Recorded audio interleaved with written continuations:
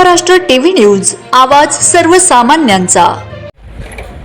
नमस्कार, आता आपण आहोत जळगाव प्रादेशिक परिवहन कार्यालय येथे आणि जे मुख्य तक्रारदार आहेत अनिल अडकमोल साहेब यांनी प्रेषक मोटर ड्रायव्हिंग स्कूल चोपडा यांची तक्रार दिलेली होती। जे RTO ऑफिसमधनं अगदी भंगार स्थितीत असलेल्या वाहनावर 41 अनुज्ञप्ती पक्क्या स्वरूपात यांनी लायसन्स दिलेले आहेत आणि त्या संदर्भात आपल्यासोबत बोलायला ते उपस्थित आहेत।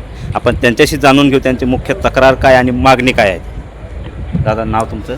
मी अनिल अडकमोल, नगरसेवक तथा Republican party of India Athawale पक्षाचा महानगराध्यक्ष आहे।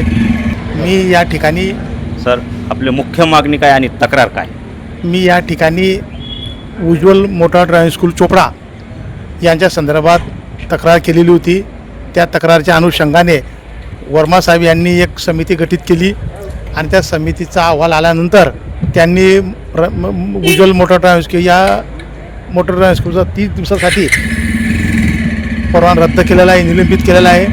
तर आमची मागणी ही आहे की त्यावरच न थांबता की त्या ठिकाणी जे दोषी आहेत अधिकारी आहेत, 10 दोषी अधिकारी आहेत, त्यांना या सेवेतून निलंबित करावं। की आपण पाहत असणार की जे गाडी थांबलेली आहे ते म्हणजे ती जे ट्रक आहे त्यावर ते भंगार स्थितीत गाडी आहे। स्थितीत अवस्थेत आम्ही तिथे फोटो काढलेले आहे। ते गाडी मागे जाऊ शकत नाही आणि पुढे बी जाऊ शकत नाही, अशी त्या गाडीची अवस्था आहे। आणि गेल्या 30-32 वर्षापासून ती गाडी खराब अवस्थेत त्या ठिकाणी पडलेली आहे। आणि अशा गाडीवर तुम्ही पासिंग म्हणजे लायसन्स देताना त्याची व्हेरीफाय न करता, चौकशी करता, म्हणजे इथे बसून सह्या करून त्यांनी ते बोगस 41 अनुज्ञप्ती दिलेली आहे आणि त्या अधिकारीसुद्धा यामध्ये इन्व्हॉल्व आहे आणि यामध्ये मोठा आर्थिक घोटाळा झालेला आहे असा माझा दाट संशय आहे, शक्यता आहे। आणि त्यामुळे त्या 10च्या 10 अधिकाऱ्यांना या सेवेतून निलंबित करावं आणि या घटनेची निपक्षपणे चौकशी करावी अशी मागणी आहे। आणि दुसरा मुद्दा एक की जो अहवाल समितीने तुम्ही गठीत केली होती तो अहवाल हा मला अद्यापही मी चक्रा मारतो इथे अहवालसाठी की मला तो अहवाल द्या। मी तक्रारदार आहे, मी पक्षाच्या वतीने निवेदन दिलेलं आहे आणि तो अहवाल मला देणं गरजेचं आहे। बाकी त्यांनी ते उडाउडचे उत्तर करत या ठिकाणी ना ताटे साहेब आहे, ताटू साहेब आहे, ना वर्मा साहेब, आता बुरुड साहेब आले ते आम्हाला मिटिंग करायचं जायचं आहे, आमची VC आहे, म्हणजे असे उडाउडीचे उत्तर ते सत्ताधारी पक्षाच्या नगरसेवकाला देत आहे। RPM आम्ही महायुतीमध्ये आहेत आणि आमच्यासारख्या लोकांना अशी ही म्हणजे उडावडी असेल तर सर्वसामान्य जनतेचं काय होत असेल यावरून असं स्पष्ट होतं। आणि आम्ही त्यांना अल्टिमेटम दिलेलं आहे की आम्हाला सर्व डिटेल माहिती द्या, अन्यथा आम्ही माननीय न्यायालयामध्ये या संदर्भात तक्रार दाखल करणार आहोत।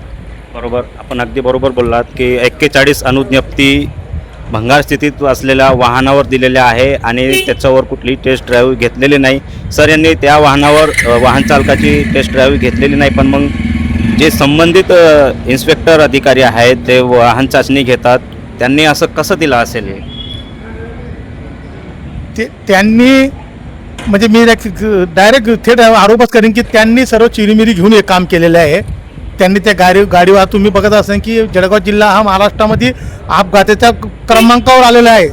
अशी जळगाव जिल्हा हा जगातील 11व्या स्थानी आहे अपघातांच्या मालिकेत आणि राज्यात 3ऱ्या स्थानी आहे आणि त्या अनुषंगाने असे लायसन देणे अगदी चुकीचं आहे। आणि लायसन RTO ऑफिसमधलं मिळाल्यानंतर वाहनधारक सुटसाट रोडावर पडत असतात आणि ते अर्धवट ड्रायव्हर असतात आणि त्यांना अनुज्ञप्ती मिळून जाते, अर्थात लायसन मिळून जातं, त्याचा ते गैरफायदा घेऊन सर्वसामान्य नागरिकांना याचा फटका बसताना आपल्याला दिसून येत आहे। आणि विशेष असे लायसन RTOने देऊ नये असं आपल्याला वाटतं? सर, एकदम खरी गोष्ट आहे की आपण बघता की जे अपघाताची मालिका ही सुरूच आहे आणि यामुळे अधिकाऱ्यांनी सुद्धा सर्व गोष्टीचा व्हेरीफाय करूनच हे अनुज्ञप्ती दिले पाहिजे, लायसन दिले पाहिजे। यासाठी आमचा हा लढा आहे आणि आमची मागणी ही आहे की सत्य सर्व बघून आपण त्या अधिकाराचा वापर करून तो आपण ते लायसन दिले पाहिजे। परंतु या ठिकाणी उज्ज्वल मोटर ड्रायव्हिंगचा पुरा भोंगळ कारोबार हा समोर आलेला आहे आणि त्या अनुषंगाने त्याचं निलंबित केलेलं आहे ते 30 दिवसासाठी। परंतु मी मगाशी बोलल्याप्रमाणे की जे अधिकारी आहे ते अधिकारी हे वाचवतात। वंदे महाराष्ट्र टीव्ही न्यूज, आवाज सर्वसामान्यांचा। अशाच नवनवीन बातम्या पाहण्यासाठी आमच्या चॅनलला सबस्क्राईब करा, बेल आयकॉनला क्लिक करा।